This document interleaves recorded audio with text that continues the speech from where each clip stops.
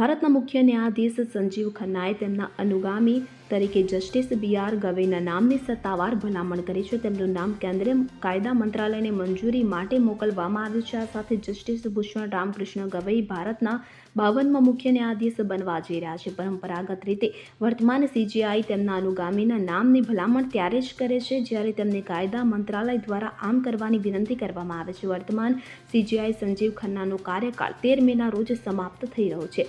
CJI Khanna પછી justice ગવઈનું નામ seniority લિસ્ટમાં છે, એટલા માટે જસ્ટિસ ખન્નાએ તેમનું નામ આગળ મૂક્યું છે. જો કે તેમનો કાર્યકાળ ફક્ત 7 મહિનાનો રહેશે. સુપ્રીમ કોર્ટની વેબસાઇટ પરની તેમની પ્રોફાઇલ મુજબ જસ્ટિસ ગવઈને 24 મે 2019ના રોજ સુપ્રીમ કોર્ટના જજ તરીકે બઢતી આપવામાં આવી હતી. તેમની નિવૃત્તિની તારીખ 23 નવેમ્બર 2025ની છે.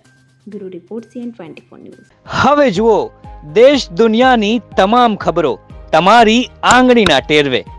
ઉઠાવો મોબાઈલ અને Google Play Store પરથી ડાઉનલોડ કરો અમારી CN24 ન્યૂઝ મોબાઈલ એપ.